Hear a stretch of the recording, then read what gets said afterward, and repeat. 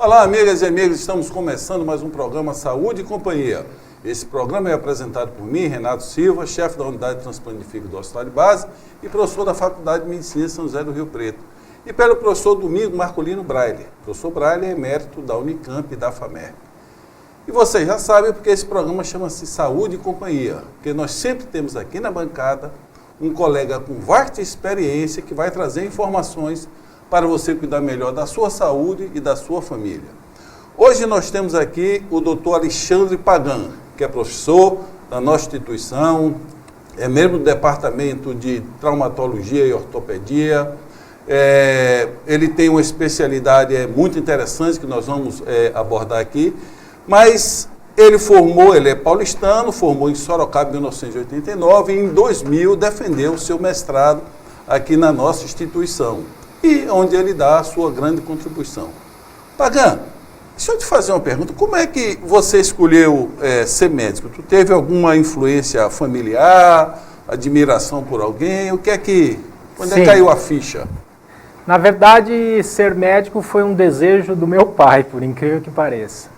E porque o meu interesse era em fazer engenharia, eu sempre gostei da parte de engenharia, mecânica, essa parte sempre me dei muito bem com isso. E o sonho do meu pai era ter os 2 filhos médicos, eu e meu irmão somos médicos. E aí eu consegui conciliar com essa parte mecânica, que o que mais se assemelha seria a ortopedia, e graças a Deus foi uma coisa que eu me realizei muito. Qual é a especialidade do teu irmão? Meu irmão é urologista, meu irmão mora lá em São Paulo, ele é urologista. Você formou e tua residência médica foi aonde? Eu fiz residência aqui. Já aqui. Aqui eu fiz 3 anos de residência. Um ano que precedeu a residência eu fiz serviço militar obrigatório na aeronáutica. E depois vim para cá, 3 anos, e depois voltei para São Paulo para fazer a minha especialidade em ombro e cotovelo lá na USP em São Paulo. Foi uma opção fazer o serviço militar? Eu sempre quis, eu até gosto. Aliás, acho que foi o melhor ano da minha vida, foi o ano que eu mais me diverti no sentido de realização pessoal, porque é um mundo completamente diferente. Inclusive, no meu primeiro dia de plantão, caiu um avião, coincidentemente, graças a Deus não foi nada grave, mas eu que estava de plantão e fui fazer o resgate. Onde foi? Você se viu aonde? Em Pirassununga, na Academia da Força Aérea, em Pirassununga. Muito bonito lá, por sinal, muito bom. Mas em algum momento você pensou em fazer carreira militar? Eu pensei, mas quando eu prestei, até eu tive convite para ficar lá. Aliás, uma pessoa muito boa me convidou, o capitão do hospital lá, que inclusive veio a falecer por uma fatalidade, mas ele queria que eu ficasse. Mas como eu ainda não tinha minha formação completa, eu ainda não tinha feito a residência médica, iria me atrapalhar a continuar a carreira naquele momento. Eu teria que, de qualquer forma, sair, terminar minha formação como especialista para depois reintegrar a parte militar, que aí seria o correto, né? O que é que impactou mais em tua vida esse período na aeronáutica de 1 ano? Qual foi o resultado positivo? É bem diferente do nosso dia a dia. A formação, assim, de você saber ter assim, uma ordem das coisas. A disciplina. A hierarquia. É muito forte. Que é muito forte. E isso é importante, só que a hora que você cai no mundo real, você tem um choque. Aliás, logo que eu cheguei aqui, foi um choque, porque todo mundo me achava muito autoritário, muito bravo, e isso até que eu fui me acostumando, e isso foi uma herança da parte militar, porque lá você pede, né, uma vez só, aqui é um pouco diferente. As coisas não são... Um pedido é uma ordem. Lá o pedido é uma ordem, aqui não é bem assim, né? E do ponto de vista de disciplina, claro, todo mundo sabe, o militar tem uma disciplina, uma hierarquia. E do ponto de vista médico também foi importante? Então, lá foi muito bom no sentido que a Academia da Força Aérea é um lugar ímpar, porque lá é uma fazenda enorme, tem 4 pistas para pouso e decolagem, se eu não estou enganado. Se eu estiver enganado, vocês me desculpem, porque eu não lembro. E lá tem um hospital lá dentro. Dentro da base tem um hospital muito bem equipado. Então, como a pessoa que estava lá tinha mais 2 ou 3 ortopedistas lá, e o chefe do hospital era ortopedista também muito bem formado, foi muito interessante, porque eu aprendi bastante lá. E eu ainda não tinha feito a residência médica em ortopedia. Então, para mim, foi muito bacana. Aprendi bastante, foi muito bacana. E esse hospital, ele atende basicamente militar ou ele também é aberto ao... Não, atende só militar, militar e parentes de militares, né? Porque lá dentro, você tem 3 grandes comunidades que moram lá dentro. Então, só os cadetes e mais essas 3 comunidades de oficiais, cabos e sargentos e soldados, já dão uma quantidade de pessoas bem grande. Para um hospital daquele porte, já era uma quantidade grande. Você lembra mais ou menos quantos leitos tinha esse hospital? Mais de 100 leitos? Ali, não. Era um hospital pequeno, era um hospital bem equipado. Devia ter, eu não estou lembrado, devia ter uns 30 leitos, que eram leitos rápidos, não era um leito para permanência. Era mais para atendimento de urgência, fazia cirurgias lá também, inclusive cirurgias ortopédicas. Naquela época a gente já tinha radioscopia, coisa que... Quando foi isso? Isso foi em 1990. Ou 90. A gente já tinha radioscopia lá dentro de um hospital de demanda baixa, coisa que aqui, quando eu cheguei aqui na residência, aqui ainda não tinha. Foi comprado 1 ano e meio depois. Então, para você ver que lá era bem equipado, porque era do governo federal, né? Então, eles deviam ter uma infraestrutura muito boa lá. E foi muito bom, aprendi bastante. Sem falar que conciliou com a parte militar que eu gostava, né? Mas é um outro mundo. Eu acho assim, na minha opinião, eu acho que como o nosso país não entra em guerra, tirando o controle de fronteiras, eu acho que as Forças Armadas tinham que ter uma atuação no auxílio, como já está acontecendo atualmente, no auxílio da segurança do nosso país interna. Porque nós estamos com um problema grave interno aqui, né? Sem dúvida. Bem, nós vamos fazer um pequeno intervalo e no próximo bloco o doutor Alexandre Pagan vai falar um pouco da sua especialidade. Vamos conversar sobre trauma e sobre, basicamente, as doenças que afetam o cotovelo e o ombro. Por favor, não mude de canal.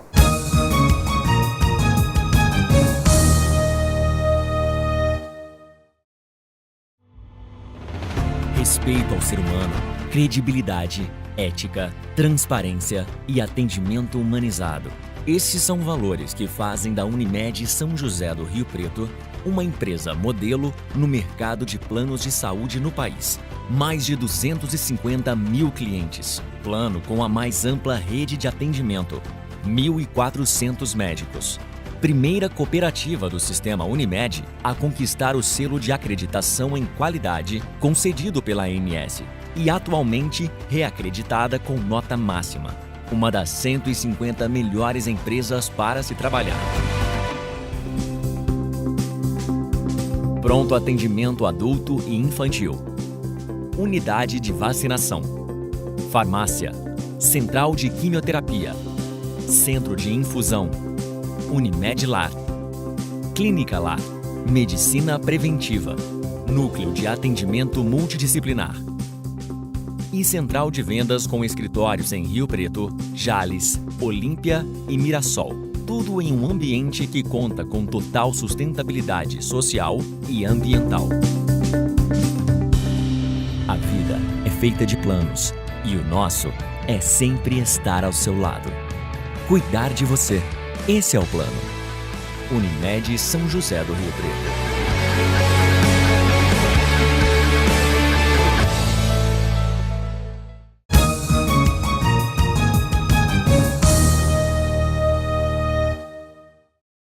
Olá, amigas e amigos, estamos voltando para o segundo bloco do programa Saúde e Companhia, hoje com a presença do Dr. Alexandre Pagan.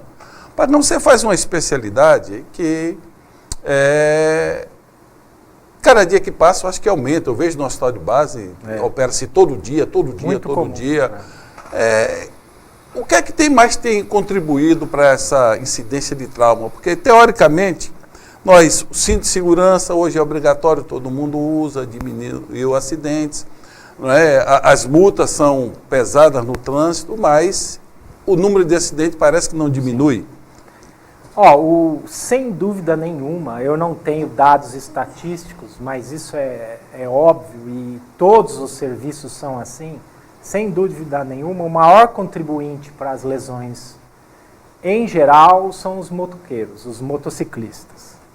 Esses são, de longe, o maior contribuinte para o volume de fraturas que nós temos hoje em dia. Agora, é lógico que existe também acidentes de alta velocidade, existe imprudência, né, que às vezes causa isso, eventualmente automóveis que ainda não estão dentro da lei atual, com airbag, com reforços laterais, que iria proteger mais o motorista, mas nem sempre a pessoa tem um carro com todos esses recursos e num acidente, acaba se machucando, né? E qual é o teu ponto de vista para ter tanto acidente de moto? Claro, ela é acessível, é barata, mas a maior contribuição é do motoqueiro, é do quem está conduzindo? Assim, até recentemente eu fui na Alemanha e eu observei uma coisa interessante. Primeiro que a quantidade de motocicletas lá é mínima. Talvez faltasse um incentivo maior do governo para diminuir essa quantidade, por ser muito barato e por ser um transporte econômico e prático, acaba tendo essa quantidade enorme de motos. Mas, por exemplo, na Alemanha, a grande maioria dos motociclistas, eles respeitam a faixa como se fosse um carro. Eles não ficam cruzando e atravessando e costurando os outros motoristas. A moto, por si, é um objeto que já tende a cair por si só. Se você tiver um ambiente com baixa aderência, a pessoa já vai cair sozinha. Agora, você imagina você, dependendo dos outros e de você mesmo, fazendo essas peripécias no trânsito. A tendência é machucar, uma hora vai machucar. E o para-choque do motocicleta é o próprio corpo. Então é difícil, tem que ter uma conscientização nesse sentido, eu acho. Como você sabe, eu morei na Inglaterra e lá até a bicicleta, ela obedece às leis, ela para atrás, não passa na frente. Então, claro que acho que foi o Jô Soares que falou um dia que moto foi feita para cair. Põe a moto e solta. Ela foi feita para cair. Lógico. Claro que é um transporte extremamente importante, acessível, mas um grande número de acidentes também, nós temos a certeza que é essa imprudência que você falou. E quais são as lesões mais frequentes nesses traumas de moto? Então, as lesões, existem diversas lesões, assim, tanto de membros inferiores como de membros superiores, até traumas de tórax, traumas mais graves, mas assim, decorrente da minha área, que é a área que eu atuo, que a área acaba chegando para nós, é muito comum as fraturas do húmero proximal e do húmero distal, que engloba cotovelo, o húmero distal e o húmero proximal, o ombro. Geralmente, dependendo da intensidade do trauma, são fraturas complexas, são fraturas que muitas vezes, às vezes a gente tem que lançar a mão de próteses de tão grave que a fratura nem é passível de se reconstruir o osso. E então, a gente, assim, quanto mais velho o paciente também, a qualidade óssea é pior e responde menos nas osteossínteses. A osteossíntese seria o método de fixação das fraturas. Então, aí vai muito dependendo da faixa etária, dependendo da intensidade do trauma, e aumenta a gravidade, e não pode se deixar de dizer as sequelas, né? Que eventualmente são pessoas em época produtiva que às vezes vão ter sequelas irreversíveis, né? Pagan, aquele fixador externo que a gente vê muito comum, as pessoas andando e tal, Sim. Ele também pode ser usado para húmero? Também pode ser usado. é menos frequente, mas pode ser usado. Na verdade, a demanda do fixador, ela vem no fator da fratura ser exposta ou não. Fratura exposta quer dizer uma fratura aberta, que rompe o envelope da pele e expõe para a área externa. Dependendo do grau da fratura exposta, a gente recomenda colocar o fixador externo. Ou alguns tipos de trauma grave, tipo cotovelo flutuante, quando você tem uma associação de fraturas do antebraço e fraturas do húmero, a gente, por não poder fazer a osteossíntese no momento, a gente faz uma fixação provisória com fixador externo. Quando você fala em prótese, o que? É realmente colocar igual assim, no fêmur? Isso. Prótese é uma substituição da articulação ou da parte proximal do osso como um todo. Ela é um substitutivo de uma articulação que não é mais passível de um funcionamento normal. Aí, ou dependente de fraturas ou dependente de desgaste, de artroses, é isso. Quando você falou que tem 2 tipos de fratura, uma que rompe o envelope, ou seja, perfura a pele, essas são as mais graves? Não necessariamente são as mais graves. A gravidade de uma fratura exposta, às vezes, ela está no fato do potencial de infecção, nem tanto na complexidade da fratura. Ela pode ou não vir com uma fratura complexa em si, mas a partir do momento que você rompe o envelope, você tem uma exposição para agentes externos, bactérias e contaminantes externos, que podem alterar o prognóstico e a evolução daquela fratura.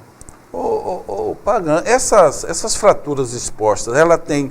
Porque nós estamos falando aqui de fratura, de osso, mas junto do osso nós temos artérias, nervos, não é, veias. E essas fraturas expostas, ela tem mais lesão vascular? Então, o que determina as lesões vasculares depende da proximidade dos grandes vasos. Aqui no caso, no cotovelo, como existe um estreitamento do envelope, se você tem uma fratura exposta no nível de cotovelo, aumenta a chance de lesão neurovascular. Agora, no húmero do terço médio, é mais comum a lesão por distensão do nervo radial. Já a lesão arterial ou vascular é mais raro no terço médio do húmero. No terço proximal também é bem raro as lesões neurovasculares. Agora, nos membros inferiores já tem um comportamento diferente. Bem, nós estamos conversando aqui com o Dr. Alexandre Pagan, um ortopedista que tem especialidade em ombro e cotovelo, e no próximo bloco ele vai explicar aqui por que o ombro dói tanto mesmo sem fratura. Por favor, não mude de canal.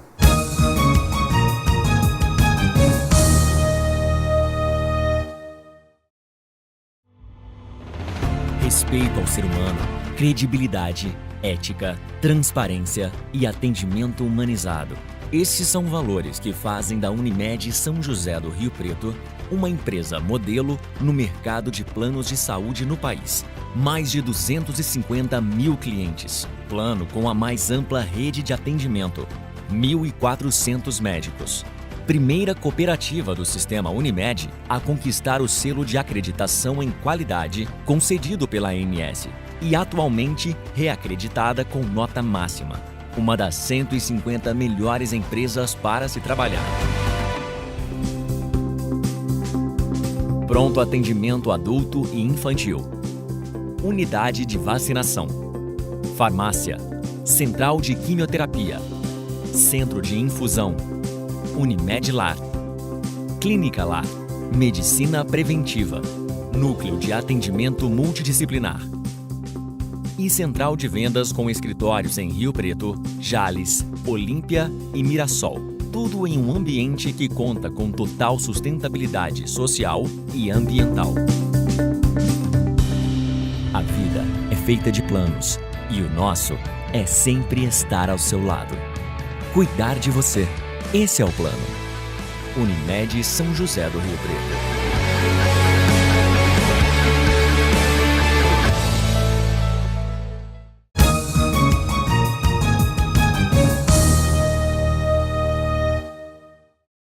Olá, amigos e amigas, estamos voltando com o último bloco do programa Saúde e Companhia, hoje com a presença aqui do Dr. Alexandre Pagan. E no bloco anterior ficou-se uma pergunta. Hoje as pessoas se queixam muito de dor no ombro, sem fratura, sem trauma. Como é que se explica, Pagan?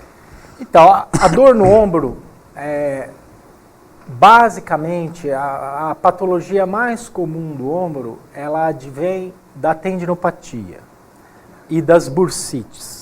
Explica em detalhes. Agora vamos explicar em detalhes o que quer dizer isso. Primeiro, é importante entender que existe um envelhecimento biológico, que é natural no corpo como um todo. Isso também ocorre no tendão. A tendinopatia, depois de uma certa idade, ela é quase que comum e existe uma tendência até à ruptura, dependendo da faixa etária. Então, o que vai ocorrendo? Existe um enfraquecimento e uma degeneração do tendão. O que é o tendão? Explica aí para quem não é médico. O tendão é a parte final do músculo que é presa ao osso e que produz o movimento do ombro. Aí, no caso, poderia ser qualquer outro lugar. Né? E, no caso, especificamente o manguito rotador, que é a chave da dor no ombro, que é composto por 4 músculos, ele, além de produzir o movimento, ele é um estabilizador do ombro. Ele que estabiliza a articulação do ombro. Então, ele é muito importante tanto na qualidade dos movimentos, na amplitude do grau de movimento e na estabilização da articulação do ombro. Quando existe uma degeneração, uma perda de força, um desequilíbrio desse mecanismo, existe uma força antagonista de outras musculaturas que faz com que a cabeça do húmero tende a ascender. A ascensão da cabeça do húmero a longo prazo vai produzir lesões degenerativas mais graves e muita dor. Lógico que existem fases mais leves desse processo.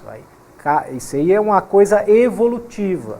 Dependendo da fase, da faixa etária, a gente tem várias possibilidades de lesão aí do ombro. O que é que a população pode fazer, quem está nos assistindo, para prevenir essa dor? Certo. Porque eu fico teorizando que às vezes o conforto trouxe várias consequências. Hoje ninguém faz mais movimento, né? Você só fica com controle. Nem se você quiser comprar um carro para levantar o vidro, você não tem mais. Então, será que isso tem alguma... Não, o que é importante? Existem basicamente vários fatores aí que colaboram para o nosso dia a dia. Primeiro, é ter uma qualidade de tônus muscular, um fortalecimento razoável da musculatura do manguito rotador, que é importante para a manutenção desse tônus e do equilíbrio muscular. Esse é um. Segundo, evitar movimentos que tendem a piorar a situação. Quais são esses movimentos? Movimentos acima da altura do ombro são desfavoráveis para o ombro. Evitar movimentos acima da altura do ombro. Outra coisa, você está falando em todas as idades ou em uma idade? Isso em todas as idades. Qual seria esse movimento, por exemplo? Movimento acima de 80 a 90 graus seria evitar. Quando ele se torna repetitivo, a próprio atrito do tendão contra o acrômio, que é um osso que fica em cima, ele já predispõe à lesão, à tendinopatia e, no futuro, até uma lesão mais grave. Outro detalhe é a postura para dormir. Isso. Não se pode dormir de bruço e não se pode usar o braço como travesseiro. Nem para apoio da cabeça e nem dormir com os braços para cima. Isso que aparentemente parece surgir um conforto inicial, ele é muito prejudicial para o tendão. Porque ele produz uma zona de apoio e aquele apoio produz uma isquemia e essa isquemia vai predispor uma lesão mais grave no futuro. Qual é a posição correta para dormir? O ideal é dormir com os braços próximos do tórax, pode até ser um pouquinho mais para frente, um pouquinho mais para trás, mas nunca para cima. Nunca dormir para cima. Se for decúbito lateral, com um travesseiro mais firme ou 2 travesseiros, dependendo do tamanho da pessoa, para ajustar a coluna cervical no mesmo eixo do tronco e o braço próximo do tórax, nunca para cima, nem apoiando a cabeça apoiando o travesseiro, nada disso. O travesseiro ele vai dar um conforto, diminui o peso no ombro. Ele sustentando o crânio, ele diminui a carga em cima do ombro. Sustentando o crânio, ele diminui a carga em cima do ombro. Entendeu? Tá. E quem está nos assistindo, ele pode fazer existe algum exercício que ele possa fazer para fortalecer existe. O tendão? O que eu mais recomendo são exercícios com elásticos. Os exercícios de rotação interna, rotação externa, com elástico e, eventualmente, com o braço estendido, os exercícios de flexão, extensão e lateralização do braço, com movimento até 60, 70 graus, sem passar dessa altura, para não forçar a zona de impacto que tem ali no espaço subacromial, que é o espaço que fica entre o osso e o tendão. O fortalecimento com elástico, ele é fundamental. Os pacientes que já tiveram oportunidade de passar comigo sabem disso, e os pós-operatórios também, que eu sempre recomendo fortalecimento com elástico. Esse nós vivemos numa cidade invejável do ponto de vista de qualidade de vida, não é? Concordo. Nós temos essas avenidas, inclusive com aqueles aparelhos para exercício. Sim. Quer dizer, hoje você não faz exercício quem não quer. Não é? Exatamente. Eu brinco sempre para os doentes, né? Já falei aqui mais de uma vez, espero que Antônio Fagundes um dia não me processe, mas eu brinco assim, você tem sinal de Antônio Fagundes positivo? Aí o doente pergunta, o que é isso? Eu digo, Antônio Fagundes, eu li numa entrevista dele, ele falando que quando ele tem vontade de fazer exercício, ele corre, deita e dorme até passar vontade. Né? Então, não pode ser assim, nós temos que fazer o mínimo para que a gente envelheça com qualidade de vida, não é? E eu tenho outra amiga que ele diz o seguinte, olha, chega a uma certa idade, acordar sem dor, está do lado de Jesus Cristo. Né? Então, um pouquinho de dor significa que nós estamos vivos. Agora, deixa eu fazer, na hora que você tiver essa dor, às vezes o paciente fica se automedicando, tomando um anti-inflamatório, analgésico. Então, inclusive, é muito interessante isso, que dor é uma coisa muito pessoal e muito relativa. Evitem a automedicação por vários motivos. Primeiro, dependendo da medicação, nem sempre ela é a medicação ideal para você. A gente precisa ter um perfil, saber o perfil da pessoa primeiro, as patologias associadas para saber se ela pode usar o remédio. Segundo, a dor é um sinal de alerta.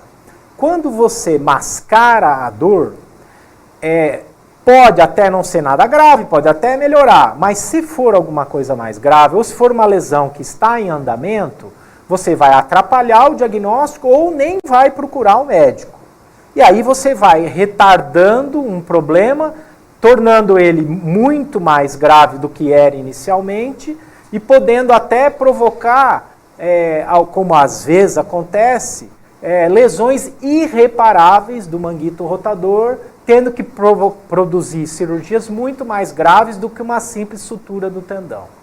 Pagano, nós estamos chegando ao final do programa. Deixa uma mensagem para o nosso telespectador, por favor.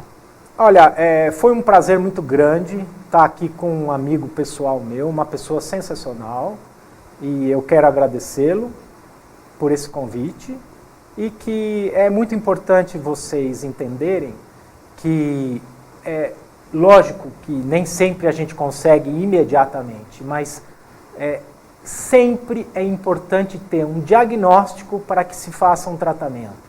Nunca fique se medicando sem antes ter um diagnóstico do que se trata, porque você esconde a doença e um problema que inicialmente pode ser um problema pequeno, pode se tornar um problema muito maior. É isso que eu queria dizer. Bem, obrigado a todos, que tenham uma boa semana, com paz e saúde, e obrigado, Pagano, pela tua presença aqui.